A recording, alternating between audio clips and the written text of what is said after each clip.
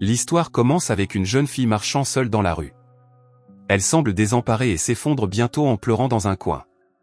La scène passe ensuite à une camionnette blanche qui descend la rue. On voit un homme, Christian, sortir de la camionnette et se diriger vers une maison. Dès que la porte est ouverte par un homme à l'intérieur, Christian l'attaque sans hésiter. Il exige de savoir ce qu'il en est de certaines cassettes vidéo. Effrayé, l'homme indique à Christian l'endroit où il cache les cassettes. Christian les détruit et continue à poser des questions sur les autres personnes impliquées. L'homme affirme nerveusement qu'il n'a fait que construire le décor et qu'il n'a pas touché à la jeune fille, mais Christian ne le croit pas. Désespéré, l'homme finit par donner à Christian le nom de Finn, affirmant que c'est lui le responsable, et lui donne également le numéro de téléphone de Finn, révélant qu'il est le principal responsable de tout. Après avoir obtenu les informations nécessaires, Christian pulvérise un liquide inflammable dans toute la maison. Sans hésiter, il met le feu à la maison, laissant l'homme brûler avec elle. Plus tard, Christian se rend dans un restaurant pour manger, essayant de paraître calme malgré ce qui vient de se passer. Il commande de la viande, mais pendant qu'il attend, une jeune fille nommée Alice s'approche de lui et lui demande de l'accompagner. Christian refuse d'abord, mais au bout d'un moment, il change d'avis et accepte de l'accompagner. Au fur et à mesure qu'ils voyagent ensemble, Alice et Christian commencent à se rapprocher. Alice partage des morceaux de sa vie et Christian commence à se sentir protecteur envers elle, la considérant comme un rappel de sa propre fille. Il la réconforte et commence à la regarder avec un sentiment d'inquiétude paternelle, renforçant ainsi leur lien au fur et à mesure qu'ils poursuivent leur voyage. La scène change et nous voyons Christian trouver une cassette vidéo montrant sa fille attaquée par des garçons sous l'emprise de la drogue. Il commence alors à fouiller dans les affaires de sa fille et à des flashbacks de son enfance. Peu après, Christian trouve une adresse liée à des personnes impliquées dans la production et la distribution de copies de cassettes vidéo dérangeantes. Déterminé à mettre fin à cette situation, il se rend sur place et confronte le directeur responsable. Calmement, Christian montre au directeur une copie de la cassette de sa fille et demande toutes les copies disponibles. Le directeur, conscient du problème, admet qu'il dispose de 231 copies de la cassette. Sans hésiter, Christian accepte de les acheter toutes, bien décidé à effacer toute trace de l'acte horrible. Mais Christian n'en a pas fini, il demande où la vidéo a été tournée et le réalisateur lui révèle que Finn, l'homme derrière tout ça, a tourné la vidéo dans sa salle de sport. Christian, qui commence à perdre le contrôle, sort un couteau et menace le directeur en lui demandant l'adresse de Finn.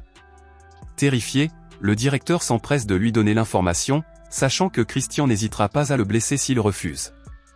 Mais Christian le poignarde quand même dans le cou et le laisse se vider de son sang. Il part ensuite avec les copies et les brûle pour les détruire. La scène revient à la camionnette, où Alice est assise avec Christian. En ajustant le siège, elle découvre une urne cachée sous celui-ci. Surprise et intriguée, elle interroge Christian à ce sujet. Il lui révèle tranquillement que l'urne contient les cendres de sa fille. La scène se déroule dans la salle de sport de Finn, où Christian a attaché Finn à une chaise.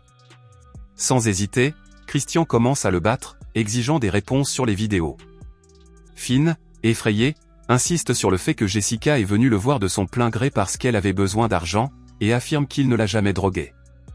La colère de Christian s'intensifie lorsqu'il demande à Finn les noms et adresses des autres personnes impliquées dans la vidéo. Finn lui fournit les noms et les numéros de téléphone de toutes les personnes impliquées dans la vidéo. Au moment où Christian rassemble ces informations cruciales, l'un des hommes de Finn entre et est choqué par la scène. Une lutte acharnée s'engage entre les deux hommes. Après une lutte tendue, Christian parvient à maîtriser l'homme et finit par le tuer. Il revient ensuite dans la pièce et tranche la gorge de Finn avec son couteau. La nuit est tombée et Christian décide qu'il vaut mieux s'arrêter à l'hôtel pour la nuit. Une fois à l'intérieur, il allume la télévision et voit des reportages sur les récents meurtres, probablement liés à ses actions.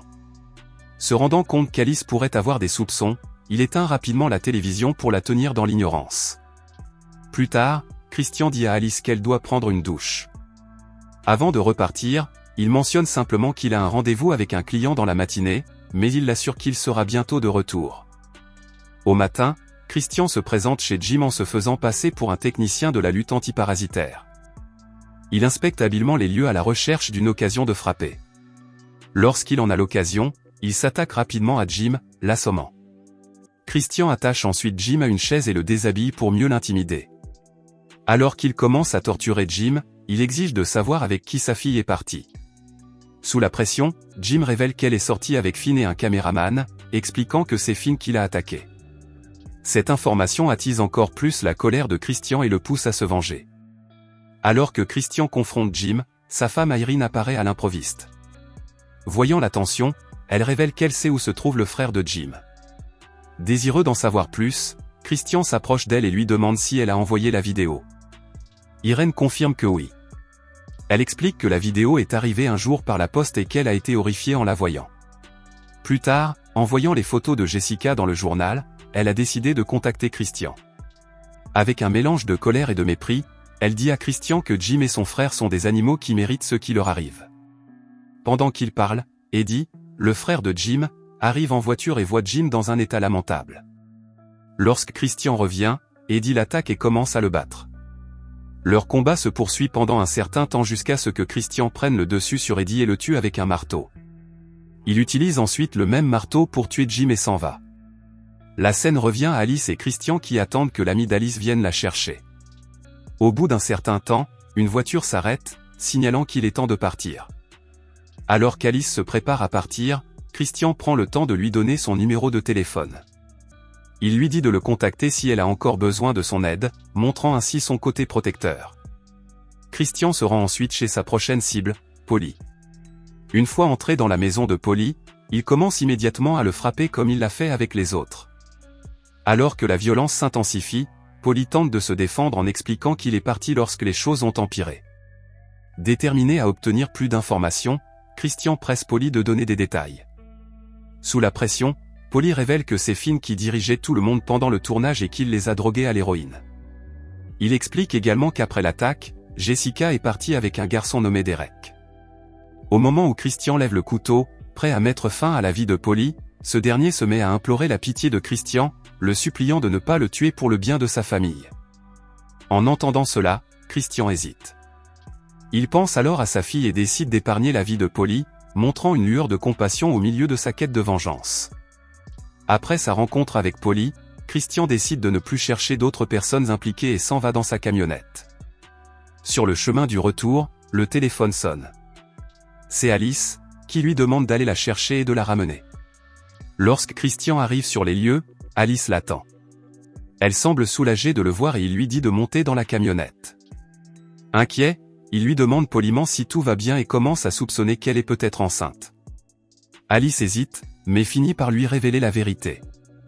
Elle lui explique qu'elle est venue voir le père du bébé, qui lui a donné de l'argent pour l'aider à se débarrasser du bébé et à quitter la ville. En chemin, Christian reçoit un message sur le portable de Finn. Il comprend qu'il s'agit de Derek et qu'il appelle Finn pour le rencontrer. Christian pense d'abord à le rencontrer, mais décide ensuite de laisser tomber. Peu après, les deux hommes sont arrêtés par un policier. Celui-ci leur demande leur permis de conduire et s'enquiert d'Alice. Il sort alors son arme et leur demande de partir. Il demande ensuite à Alice de menotter Christian et de monter dans sa voiture.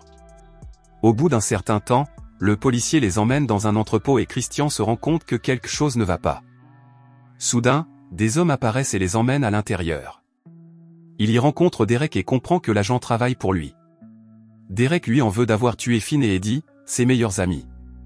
Il l'attache à une chaise et le batte. Pour ne rien arranger, il lui explique ce qu'il a fait à Jessica et comment il l'a abandonnée pour qu'elle meure seule. Pendant ce temps, Christian parvient à se libérer et un combat s'engage entre les deux. Il parvient à tuer quelques hommes et poursuit Alice, qui se trouve dans la voiture avec le policier. Ce dernier harcèle Alice, mais Christian arrive juste à temps et le tue. Alors qu'il aide Alice à enlever les menottes, Derek arrive et bat Christian. Il les ramène tous les deux à l'entrepôt et les attache. Christian se réveille et voit Alice dans un état lamentable, pleurant dans un coin, tandis qu'il est attaché à la chaise. Derek s'approche alors de lui et lui coupe le ventre avec son couteau. Il le laisse ensuite avec un de ses hommes et emmène Alice avec lui. En partant, Alice jette les clés à Christian. Pendant ce temps, l'homme de Derek commence à torturer Christian avec divers instruments et le bête. Christian parvient à s'emparer de la clé et à se libérer.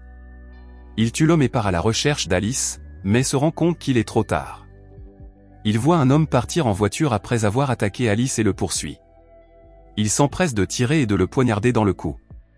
Entendant cela, Derek sort et est attaqué par Christian, qui lui brise la jambe. Une autre bagarre éclate entre les deux et Christian parvient à le maîtriser et à le tuer.